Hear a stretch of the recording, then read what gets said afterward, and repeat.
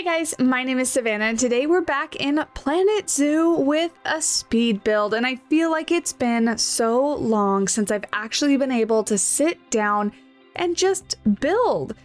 In covering like the recent updates and the new DLC, and with Jurassic World Evolution 2 and Prehistoric Kingdom also coming out with updates, I feel like the majority of my YouTube time has been spent covering information rather than actually getting to play the games. So this was a nice, refreshing break for me to be able to sit down and build this butterfly house. I guess I should tell you exactly what we're building today. If you haven't figured it out by the title and the thumbnail, we're building a little house that covers the walk-through exhibit that can either house the 5 new butterfly species or the bat that was added in the Twilight pack. So today, obviously I'm using it for the butterflies. You could put a bat in here if you want. It wouldn't really be well suited for what a bat would actually want for a bat house, but you can use it however you'd like. So that's what we're building today, and I really just wanted to build like a very simple, and I say simple, there's a lot of little pieces and detail in this build,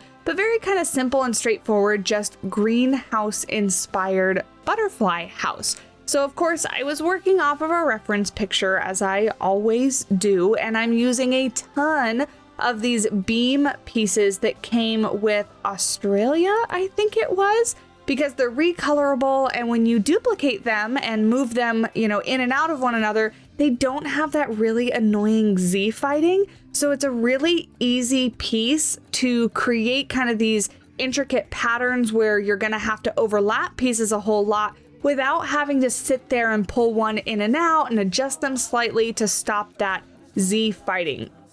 If you're unfamiliar with what I'm talking about, what I mean is if you duplicate a piece using the advanced move tool, in this case, Control X is the hotkey for that, and you kind of slide the piece over, but you don't completely move the piece into a separate space, so the two pieces are still overlapping, without moving it on any other plane back and forth or up and down or anything like that, the pieces will kind of fight because they're exactly on the same Z plane or Y plane or X plane, whatever it is that you're duplicating it on, and the pieces will kind of glitch back and forth. If you know what I'm talking about, and if you don't, it probably sounds really weird.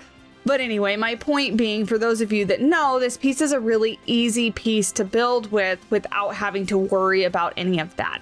And of course, it matches this roof piece that I'm using. I got away with not doing any custom roofing in this, which was originally what I was going to be doing, but this glass roof piece matched perfectly, and I was able to kind of really match the color as well, so I didn't have to do a complete custom roof, which is nice because that would have taken me a really long time. This build overall took me about 3 hours or so, and I built in 2 different sitting sessions where I built for a couple hours and then I took a break, and the next day I came back and I kind of finished it up. What I really wanted to do with this butterfly house was not make it a rectangle. So that is one of the issues I have with the walkthrough habitat, is that it's just a box, right? It's just a big box, just like the other exhibit boxes that we have. And so I wanted to give it a little bit of interest and a little bit more shape than just being a plain rectangle. So you can see right now that on the left-hand side, I have that kind of roof part sticking out just to map for myself where I want some additional space to be with inside this butterfly house. When you add the animals, of course, they are not going to leave their predetermined rectangular box, but when you go inside, the butterflies really don't take up the entirety of the box anyway, and they're just flying around. So it looks really natural, and it looks like it is a part of the butterfly house, even though the butterflies technically won't fly over there. It didn't bother me at all when I was shooting the cinematics at the end that you'll see. It really just looked like it was meant to be, and it was a part of that house. Additionally, I also add an entrance and an exit kind of box on this to give it just a little more shape. But also, I end up installing some hanging chain. If you guys have been to zoos that have butterfly houses or aviaries, I'm working on it now as I start to talk about it. they have these hanging chains which deter flying animals from flying out the doors, basically, when people walk in and out of the exhibit.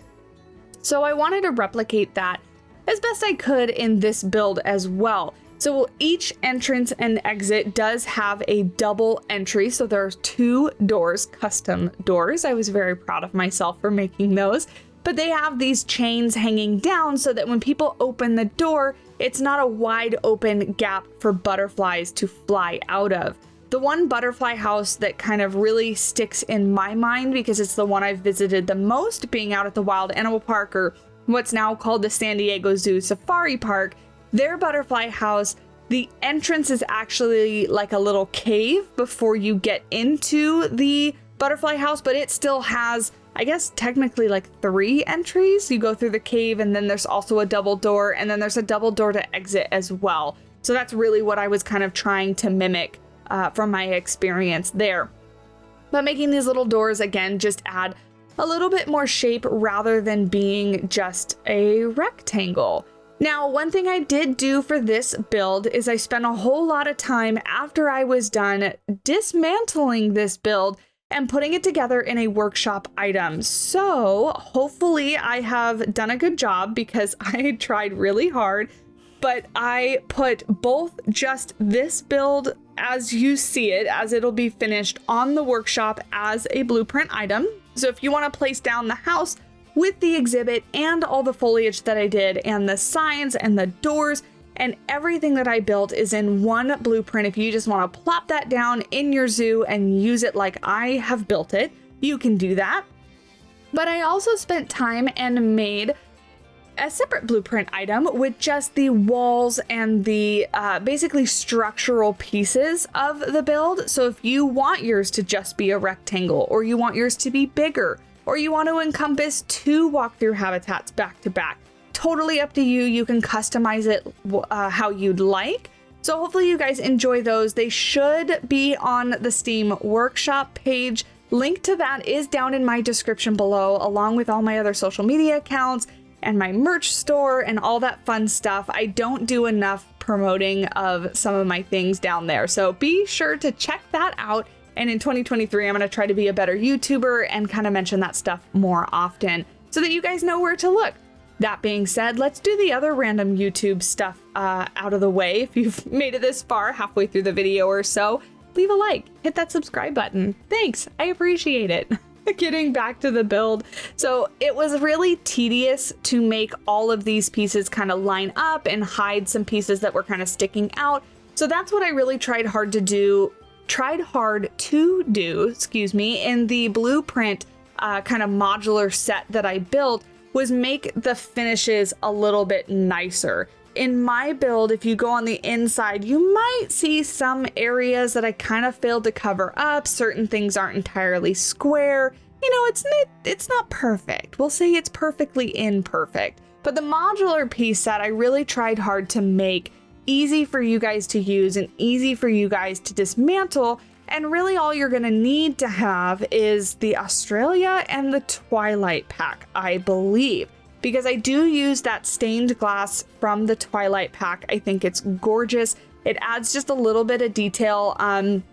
Looking back at it, I feel like I should have continued it across that entire horizontal piece of the build, and maybe on the sides a little bit. I guess I could have just used it a little bit more is what I feel like. But it's really pretty, and it does add a little bit of contrast for an otherwise extraordinarily monotoned build. This greenhouse is entirely green and glass, so it's very, very monotoned, but I tried to combat that with the foliage and adding lots of flowers, keeping in mind that we're putting butterflies in this house, and obviously butterflies like flowers, so trying to make it realistic in that sense. One thing that I did struggle with, and you guys will kind of see that at the end of the video, is the exterior, with this obviously being a one-off build, being that we're here in a blank map. Well, it's not technically blank. This is technically my Europe pack build map, but it's just a Grasslands map that I picked and went to the back corner and picked out a blank spot so that I could build without you seeing anything else in the background.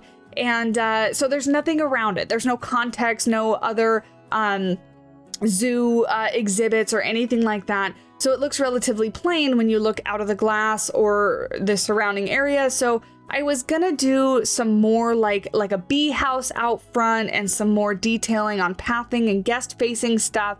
But in the end, I decided to leave it more blank than more decorated, really, because I wanted you guys to be able to fit it into your parks. And so really the focus on detail is going to be on the interior, which we've started now.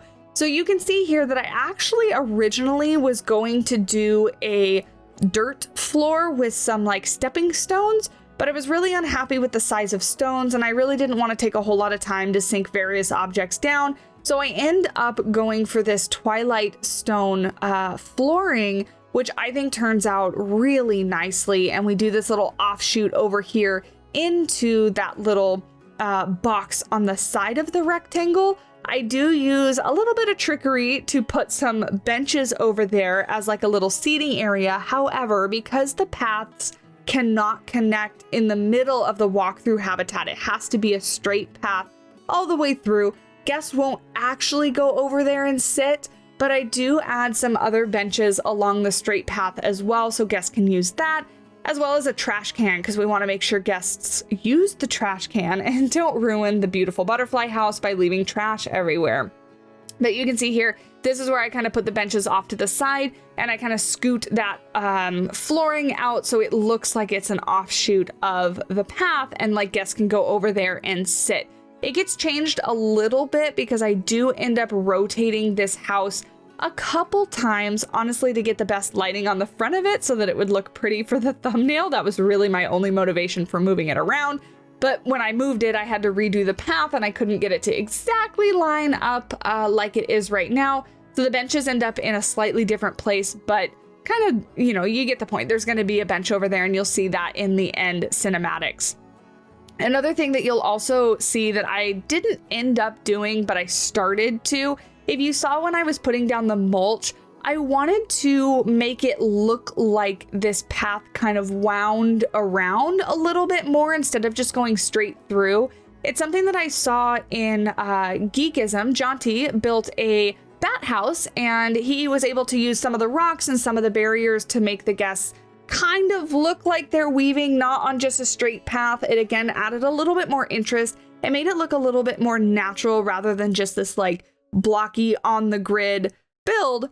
But I decided against it because I'm impatient and I put down the stone and it looked good because the brick has a very straight and square pattern to it.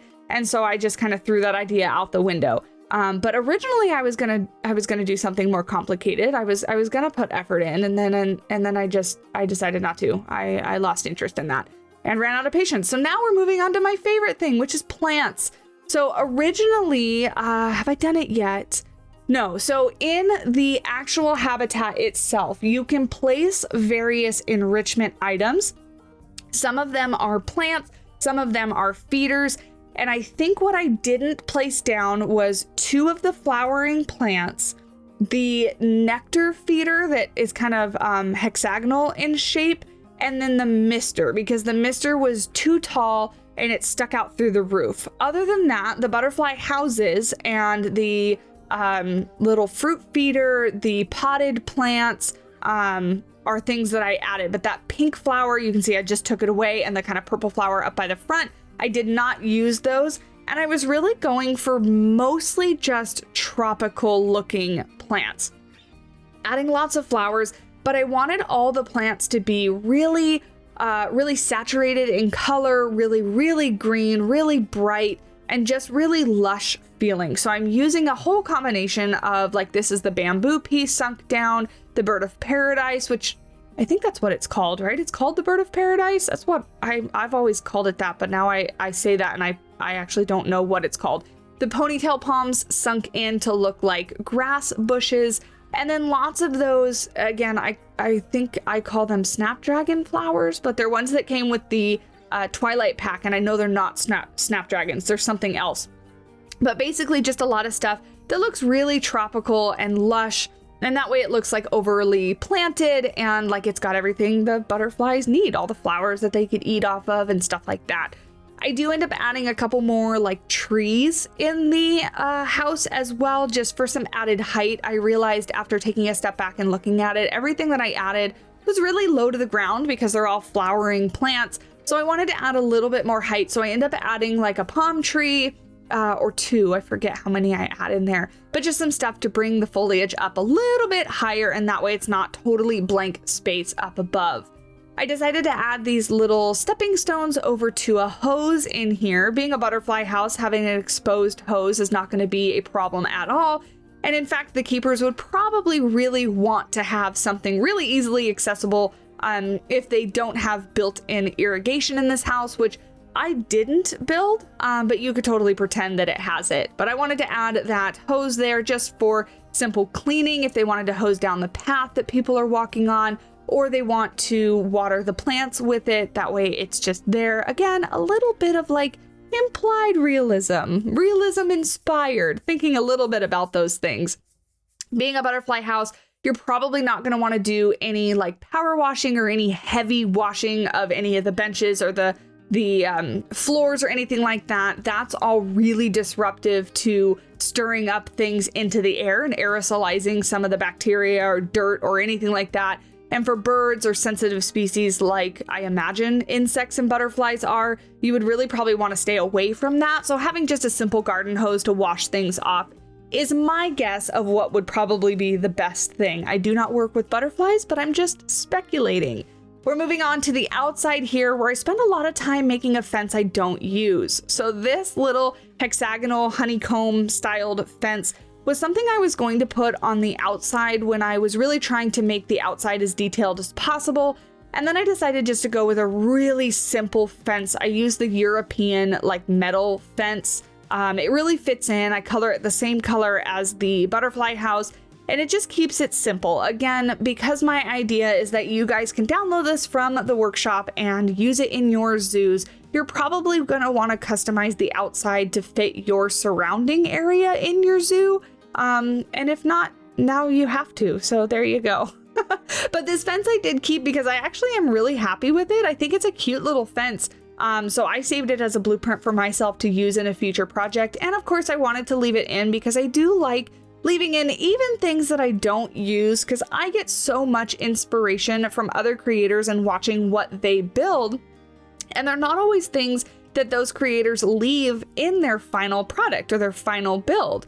So I wanted to leave this in just in case it does inspire you. It's a really simple and easy fence to make if you want to make it yourself. You saw exactly how I was making it, just with the painted planks that just are in the base game, these hexagonal pieces that came with the conservation pack, and then the chain link fence on the back of it. So really, really simple and easy to make. And it is a pretty fence. Like I said, it just didn't fit. Something about the contrast between like the heavy metal and green of the greenhouse and then the wood, I thought I would like, because normally I like that kind of contrast in my builds, but I wasn't feeling it. This is where I try to add like a little bee section, but then one, because I couldn't get it to look quite right, and two, I decided it's probably not best to have beehives like right next to the path where people are going to be walking. I just don't feel like that's probably the best option. I end up deleting these. They are a blueprint from the workshop. I didn't build them. I forget what creator they're from, but they're gorgeous and they're perfect. And so I really do want to use them in a future build, but this is not the build. I also tried really, really hard to use that Mapingo tree. I love the Mapingo tree so much, but it just wasn't for this build. So we end up going way more temperate with the outside as opposed to like the tropical stuff that's on the inside, just because I felt like a temperate style foliage and look just goes well with more kind of grassland or more kind of zoo styles than a kind of a heavier stylized, what would be like a tropical foliage and stuff. Here you can see I'm just putting in that really simple fencing. I kind of keep it, just really simple. I don't do much more on the outside than this, because of course, when you place this down as a blueprint, you're not going to get the pathing that comes with it. So I really didn't want to do a lot of custom lining of the pathing out of the habitat, because then it would be difficult for you to get the path to fit. As well, if you didn't want to use that, you'd have to get rid of it or move it or whatever, you know. Here I'm using some blueprints of signs that I've used before. I end up using them and slightly tweaking them, as you can see here. I didn't want the wood details on them that I normally really do love, and I use these very heavily for a lot of different projects. They're gorgeous and I love how they're made. They're super simple and they fit a lot of different styles, but I really wanted these to look a little bit more like metal and modern, I guess, instead of kind of like the rustic look that the wood gives it. So I end up using those same beams that the entire aviary is made out of, or butterfly house is made out of, and then just duplicating the sign and moving them around a little bit, because of course we do have 5 different species of butterfly in this habitat. So I wanted to make sure each of the butterflies did have a sign. So we're putting 6 signs all around the build, and one of the butterflies just gets duplicated in its sign. I had to go into the animal trading menu because I forget what species and I couldn't find them on the list. But there you go. I ended up putting those signs around, and then we're basically done. I'm trying to think about, I think the very last thing I do is just the foliage on the outside. Oh yeah, and I'm moving some trees in the background because that way when I take a thumbnail, it's not super blank. All the things that you just doesn't matter if you're not making a YouTube video.